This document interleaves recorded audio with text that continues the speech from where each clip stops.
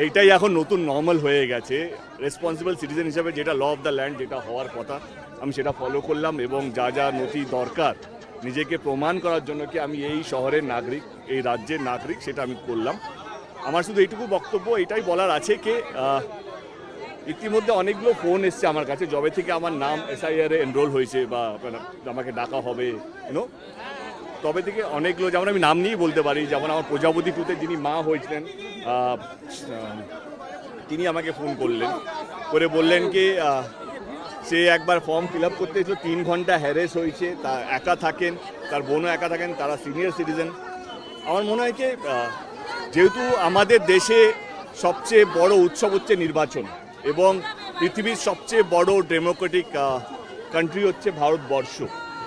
এর আগেও ভারত লাইনে লেগেছিল, ইন্ডিয়া লাইনে ছিল যখন নোটবন্দি হয়েছিল, যখন পুরো দেশ লাইনে লেগেছিল, তখন আমি সেটাকে সাপোর্ট করেছিলাম। কোথাও যেন আমার মনে হয়েছিল কি না, এটা দেশের ভালোর জন্য, কালো টাকা কোথাও যেন চলে যাচ্ছে, তখন দলের একটা আলাদা নিয়েছিল। আমি নিজে হেডলাইন দেখলেই বুঝতে পারবেন, তখন আমার মনে হয়েছিল ঠিক। কিন্তু আজকে মনে হচ্ছে কি না, এইটা যারা সিনিয়র সিটিজেন বা যারা অসুস্থ তাদেরকে আমার মনে হয় কি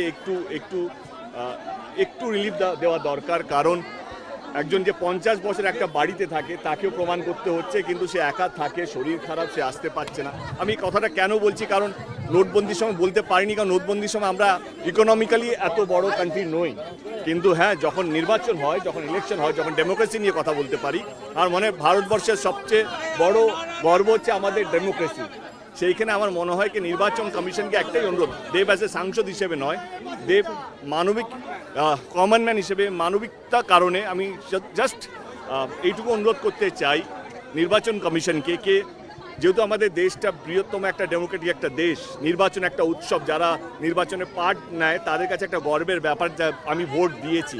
এখানে জ্যান্ত মানুষকে মৃত্যু ঘোষিত করানো হচ্ছে। আমার নির্বাচন কমিশনকে একটাই অনুরোধ, আমাদের মতন ইয়াং জেনারেশনের কোনো আপত্তি নেই, কিন্তু যারা সিনিয়র সিটিজেন, যারা একা থাকে বাড়িতে, যারা হাঁটুর ব্যথা, যারা ভয় পায় এতগুলো লোক দেখতে, কোথায় লাইনে দাঁড়াবো, আমি হারিয়ে যাব না তো, এরকম প্রচুর মানুষ আছে। তাদের কাছে যদি রিপ্রেজেন্টেটিভ পাঠিয়ে, মানে যদি এই ফর্ম ফিল আপের যে নিজেকে প্রমাণ করার যে দায়িত্বটা আছে সেটা যদি বাড়িতে বসে তারা যদি পায়, আমি বলছি সিনিয়র সিটিজেন মানে 70+, 80+, যা 90+ আছেন, তাদের জন্য যদি নির্বাচন কমিশন একটু ভাবে তাহলে ভালো হবে। আর রইল কথা নির্বাচন, আমি এটুকু বলতে চাই সমস্ত দলকে, কে এই নির্বাচনটা হচ্ছে দেশকে এক করার নয়, দেশকে ভাগ করার। আমি চাই যে সমস্ত দল, তাদের নেতারা মানুষকে এক রাখার বার্তা যেন দেয়। এমন কিছু না হয় যাতে আমাদের রাজ্যের নামটা খারাপ হোক, কারণ এই রাজ্যটা দেশের বাইরে নয়, রাজ্যের নাম খারাপ মানে আমাদের দেশের নাম খারাপ।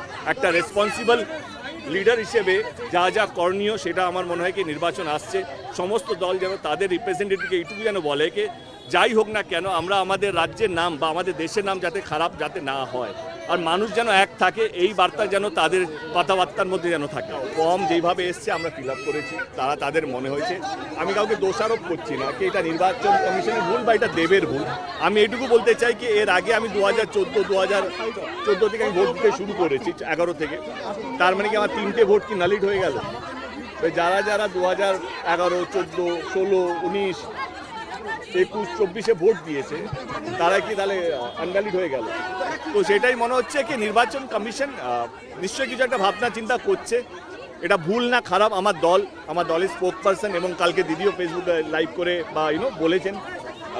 এবার আমার মনে হয় কি নির্বাচন কমিশন এবং রাজনীতি চলতে থাকবে। আমার কষ্ট হচ্ছে ওই সিনিয়র সিটিজেনদেরকে নিয়ে যারা হয়তো লাইনে বেশিক্ষণ দাঁড়াতে পারে না, হয় না, আধ ঘন্টা বেশি লাইনে দাঁড়াতে পারবে না, হাঁটুর ব্যথা বা অনেক সমস্যা হতে পারে, অনেক সমস্যা হয়, তাদেরকে একটু আমার মনে হয় প্রায়োরিটি দেওয়া উচিত।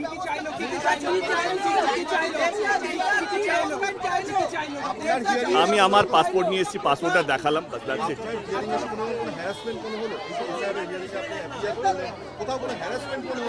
আমার মনে হয় কি যেহেতু আমি সাংসদদের বা পলিটিশিয়ানদের হ্যারেস শব্দটা তাদের জীবন থেকে সরিয়ে দেওয়া উচিত। কারণ এই দল করলে ওই দল হ্যারেস করবে, ওই দল করলে এই দল হ্যারেস করবে, এটা এখন নিউ নর্মালও হয়ে গেছে। মানে এমন নয় কি আমি খুব যে পলিটিক্সে আসার পরে যে খুব নর্মাল লাইফ লিড করছি তা নয়, মাঝে মাঝে এমন জিনিস ঘটতে থাকে আমার জীবনে, সেটা অকল্পনীয় থাকে বা আনপ্রিপেয়ার্ড থাকে। তো এটাই বলবো যে হ্যারেস শব্দটা কোনো পলিটিশিয়ানের জন্য থাকা উচিত না। এই দলে থাকলে ওই দল হ্যারেস করবে, ওই দলে থাকলে এই দল হ্যারেস করবে। এই এসআইআর যদি হওয়ার ছিল তা 1 বছর আগে হয়নি কেন? আমার প্রথম প্রশ্ন এটা। যদি এসআইআর হওয়ারই কথা, ইলেকশনের 2 মাস আগে যে নিজেকে প্রমাণ করতে যদি কারোর 3 মাস লাগে, 2 মাস লাগে, সেটা কেন ইলেকশনে 1 মাস আগে এটা শুরু হবে?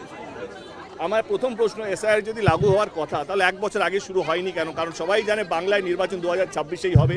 এপ্রিল মে মাসে পেজগুলো শুরু হয়ে যাবে, 5টা 6টা 7টা যতগুলো পেজ হবে না কেন, সেটা তো আমরা জানি। জুন থেকে মেয়ের মধ্যে আমাদেরকে রেজাল্ট ডিক্লেয়ার করতে হবে। এসআইআর যদি শুরু করারই কথা ছিল তাহলে 1 বছর আগে থেকে শুরু হলো না কেন? এটা আমার প্রথম প্রশ্ন নাগরিক হিসাবে। সাংসদ দূরের কথা, আমি টিএমসির সাংসদ বা আমি একজন রাজনীতিবিদ সেটা দূরের কথা, আমি বিজেপি থাকি বা টিএমসি থাকি বা সিপিএম থাকি বা কংগ্রেস থাকি, সেটার থেকে ঊর্ধ্বে হচ্ছে যদি এসআইআর শুরু করার কথা ছিল তাহলে 1 বছর আগে শুরু হলো না কেন? এত কম টাইম, শর্ট নোটিসের মধ্যে যারা প্রমাণ করতে পারলো যারা। এখন আরেকটা জিনিস, এটা ঠান্ডা, এই ঠান্ডার মধ্যে আমাকে সেই মেসেজগুলো এসছে যে এত ঠান্ডার মধ্যে কী করে যাব, এই হচ্ছে, এইটাও একটা বিষয়।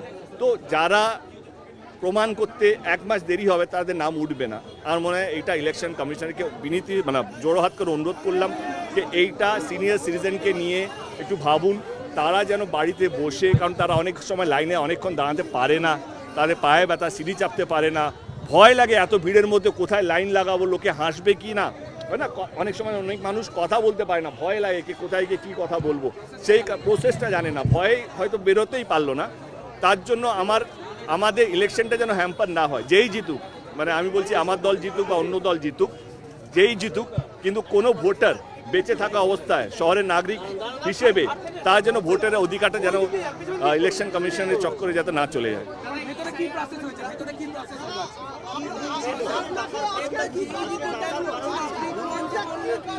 আমার জানি না কারণটা কি, আমাকে বলা হলো এত পড়ার সময় থাকলে আমি শুধু ডেটটা জেনেছি যে কবে যেতে হবে, কি পত্র নিয়ে যেতে হবে, যাচ্ছে ভেতরে অনেকগুলো ছবি তুললাম, অনেকগুলো অটোগ্রাফ দিলাম, আর কিছু পেপার সাইন করলাম। Thank you.